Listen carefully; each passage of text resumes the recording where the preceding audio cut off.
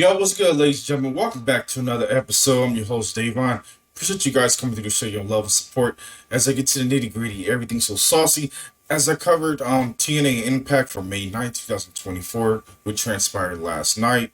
Other than that, I feel like the show was very flat after the Under the Heels of TNA Under Siege, and this show really just felt like it was very mid at best when it came to everything in this happened.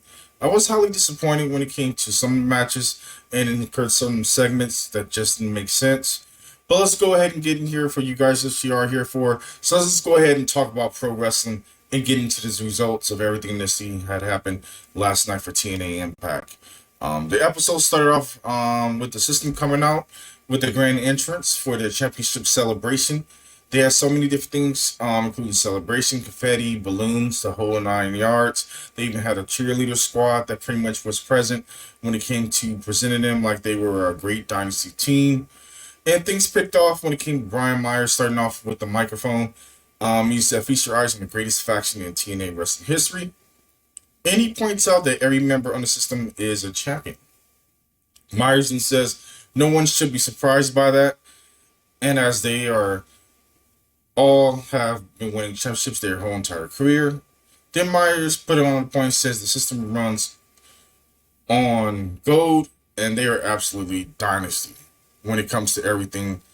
Initially, when it comes to their initial faction, and he also then Moose proceeded to get on the mic as well, and he put a nod of saying that he played for a lot of great teams, but the system is the greatest of all time. Moose puts them over as the 1996 Bulls and says that he believe him. If you don't believe him, pretty much, ask Nick Nemeth and Broken Matt Hardy. Initially, who was taken out by system, and they showed by example, including when it happened at Under Siege as they pick up the victory and was in a showcase of the Morals as being the dominant faction and having all the gold in the company. Then Eddie Edwards proceeded to speak as well, as he said the competence speak for themselves. And then he put over his wife for winning her first championship in TNA wrestling. And Edwards says that he's looking at the greatest TNA knockout of all time. I highly doubt that. I feel like she fell flat. But congratulations to Alicia for picking up a victory and a championship. It's been a long time coming. Then Alicia gets on the mic and says she wants to put some little flair to it on their celebration. She reveals a video package, and they get halfway through it, going over the accolades, all them winning championship gold, and then, of course, the formation of the system. Then, of course, things broke down as Matt Hardy pretty initially had enough of everything initially had transpired, and he was not satisfied whatsoever when it came to the way how the system was running red, shot on and everything, and he basically wanted to express his deeds as he came down with a steel chair because he knew the odds were initially against him. Then Matt Hardy proceeded to get on the microphone, and then Broken Matt Hardy said that basically the system, he congratulated them for basically picking up the victory at Under Siege. He says they won the battle, but the war is far from over. Hardy says nothing's going to stop him from conquering and become the TNA World Heavyweight Champion. And the Broken One says that Under Siege, he understands the system is a little bit better, and he knows now that he must do the rendering of the system and obsolete. Then Hardy proceeded to say that this isn't the end, it's only the beginning. Hardy says that he loves to see Moose Subo rings. Initially, he has none. Alicia cuts in and says no one can understand what he's saying with his accent. And Hardy calls her a wench and says, tell her, and he pretty much proceeded to tell her to shut up before Queen Rebecca becomes on her radar. Then Moose chimes in to step up, and he reminds Hardy that there's 4 of him and 1 of him. Initially, he's at the wrong place, wrong time when it comes to everything that was happening in that segment. Hardy says he doesn't like the odds, so he pretty much swung the chair initially at them, which was kind of odd. And of course, they kind of weren't really putting the beat down on him. But they initially decided to put the boots to him. And then, of course, Moose was about to set him in the corner, put a chair on his head, and grab another chair and do initially what they had did to Nick Nemeth. Then he was about to proceed to take him out. But Ryan Nemeth came out and made the initial save. It was Nick Nemeth's brother who came out, initially made the save for Matt Hardy, who had a kendo stick and proceeded to swing on all members. And then Matt Hardy and Ryan Nemeth did a double clothesline over Moose, who took a hard spot on the spear on the outside and landed on his back. But hopefully he's okay. And initially he's all right when it came to that initial injury with everything that initially transpired. Then they close out the segment as they pretty much celebrated, and then Hardy lined up the cheerleaders on the outside of the ring, and they all proceeded to say delete as the system pretty much initially walked away from that actual fight and that brawl out from there. Then we have a video package recapping of the X Division Championship between Mustafa Ali and Ace Austin at Under Siege. Then ABC is backstage and they proceeded to have an interview, and you can see the tensions are being built there. Chris Bay and Ace Austin says pretty much they're on good terms and nothing's going to come between them when it comes to this tag team match. And if they end up becoming face to face when it comes to if they have to have a match for the number one contender spot for the X Division Championship, they will. As well, they put the stamp mark by saying they put their number one contender spot in the tag team division on hold to pretty much give some spotlight when it comes to Ace Austin as well as Chris Bay to be able to get singles gold in TNA wrestling. But then pretty much you just felt the tension as Ace Austin had a lot to say, and he felt like he didn't have his back. Chris Bay did not have his back when it came to everything that initially happened. And you felt a little tension in the room. You could smell it from a mile away when it came to everything that initially happened. Then that pretty much closed out that segment. Then we have Santino Marella, who is backstage getting screamed at by the system. And they're telling him to do something about Matt Hardy and Ryan Nemeth. Marella says he's about to go make an announcement, and that will allow the system to get revenge. So stay tuned. And he walked away, leaving the system furious when it came to everything that had transpired. Then we got ready for tag team action, which was the top class, Rich Swann and AJ Francis, Flop Dollar, which I call him, against the FBI, the new formation of the FBI, along with their manager, Little Guido. This match was okay, pretty mid at best, because I feel like it was too slow paced when it came to AJ Francis being involved. I feel like it just got really slowed down. But Rich Swann was able to pick up the victory with a frog splash on Ray Jazz to score the pinfall. And initially, top class pick up the victory from there.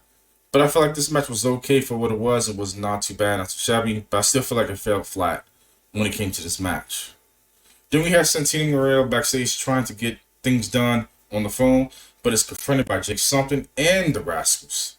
They come out and Marella came with the idea to make a tag team match for the Rascals, taking on Jake Something and a mystery partner of his choosing. Then we had Cody Deaner quickly arrive and pretty much set the spot, and the match was initially official from Santino Marella.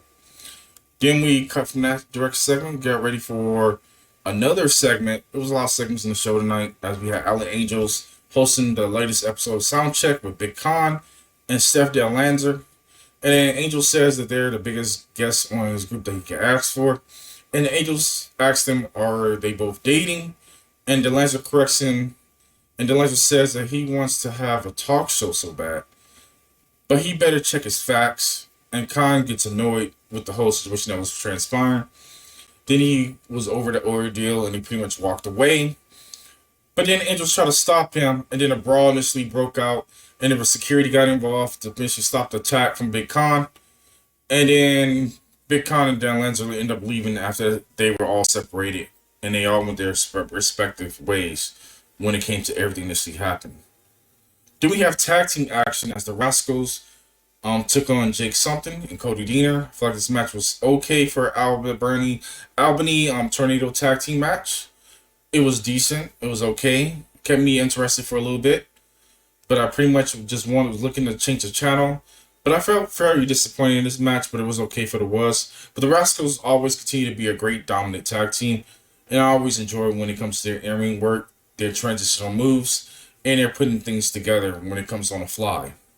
But the Rascals did pick up the victory with a double team combination move on Cody Deaner to score the pinfall. And you got everything you asked for, which I figured the Rascals was going to pick up a victory. And then Cody Deaner is in a weird spot where I feel like he needs to be a heel because he fit the heel role as a glove. And then Jake Something feel like he's in limbo as well. And hopefully have something available for him, but initially there's no feud of initially for him and his Pac. But after the match, we had Steve Macklin come out and he attacked both the Rascals from behind at ringside after the match as they celebrating.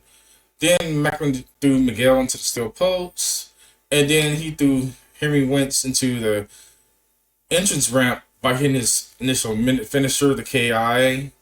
And then Macklin returns backstage, and then the announcer tries to get a word with him, which was GM Miller, about why did he do it. And Steve Macklin proceeded to say why he did it. He says the Rascals walked on him twice, so he took them out twice. Then Macklin reveals that he was the only one who took out the Trey Miguel at Under Siege. Then Frankie Kazarian confronted Macklin and says that he is lack of focus and why they lost at Under Siege. Macklin says Kazarian's issue with Eric Young isn't his problem. Kazarian responded by telling on Macklin that he's on his own when it comes to Mike Santana for that initial singles match as well. But we see the little tensions between them, so I guess they're going to go their own separate ways and figure out things that the city going to unfold. As Kazarian still having this big beef when it comes to everything that's happening with Eric Young. And then Kazarian's going to have his hands tied when it, not Kazarian, but Macklin's going to have his hands tied when it comes to Mike Santana. But you know it's going to be an all great match when it comes to singles competition. Then we have a sit-down interview with Mike Santana and Tom Hannafan, which airs. He touches on his previous run with the company, as well as being a member of LAX and the death of his father in the beginning of 2020. But I highly recommend for you to check out this interview. It was a nice little touch, loving, emotional kind of segment. But it was nice for the part one segment when it came to everything that happened. So I guess they're going to air part two next week and then put the rundown when it comes to everything that happened. We have Ash by Elegance, who's interviewed by Gabby, the interviewer. She really started pushing the buttons when it came to Ash by Elegance. She kind of calmed her a little bit. Asked her what is Ash by Elegance her real name, is on her birth certificate, and so much more initially happened. But initially, Ash got aggravated, and she really was getting her buttons pushed. Then Gabby pretty much proceeded to ask her about what happened at the recap of the last match which she had with Zaya Brookside, which showed her getting some brass knuckles, and proceeded to put him on her hand and was about to knock out Zaya, but before he caught it, and Ash was distracted, and this was her first loss in TNA wrestling when it came to Zaya picking up the victory from there. But of course, she explained the situation, said that wasn't a legal object, that was her rings that she had already in the match, which Gabby said, I'm not believing that. But she said she talked to TNA management and she has a conclusion that she can get her rings back when she faces this lady. And of course, up their interest round, here comes Zaya Brookside. And pretty much they explain everything that she happened. Even when Ash pretty much attacked Havoc following the match at Under Siege. And then things that she broke down as Zaya pretty much comes out and says they can have a match for next week for the rings. And then Ash accepts it and the match is official for next week for TNA Impact. But all the while it was okay segment. It was pretty decent. Pretty mid at best. I'd like to see a little bit more of Ash and see what she ends up be doing. I feel like she's doing a similar kind of persona to Toni Storm, but she's into her own little bubble when it comes to everything that she is going on. Then we have air footage from Joe Hendrick, who recently had a media appearance, during which he talked about his interesting skyrocketing on the multiple charts and around the world, and he's just excited. And it was okay, quick little segment. And then, of course, they proceeded to go for the big announcement from Santino Marella, who was in the ring. He said their champions will challenge next week on TNA Impact, where the champions face off against their respective challengers in a big tag team match. So that means all the champions and all the number one contenders on one side. It's going to be a 8-man, multi-man match. I don't know if I'm going to be feeling this match. I feel like it's going to fall flat. I'm not a big fan of big matches like that because everybody's trying to rush and get their spots in. But I feel like it's not enough time for it to continue to be entertaining and keeping the fans involved. But we shall see how this turned out from their point of view. But I feel like it's just going to be a hot mess. Just my own personal opinion. Jonathan Gresham, he's in singles action taking on Will Ferrell. This match was okay for what it was. A lot of back and forth, technical wrestling all across the board. Will Ferrell held his own, but he wasn't enough when it came to taking down the big octopus. I enjoyed this match for what it was. It was pretty decent. I gave it a solid 3.5 out of 5. Jonathan Gresham has pretty stepped up in the most decent way possible, as I can put it. He pretty much have a new persona with a mask, have like black mist involved. And I'm enjoying this new persona. It's like a new upgraded devil version of him. He gets kind of like a little heat when it comes to having a kind of resemblance to Bray Wyatt, but also having his own thing. He picked up the victory by hitting the the the octopus lock on to Will Ferrell, but countered it and put it into a manner of applause by spitting the black ink into his hands and then shoved it directly into Will Ferrell's throat and pick up the 1, 2, 3. Then we got a weird segment from Gail Kim, who wants to talk to Giselle Shaw.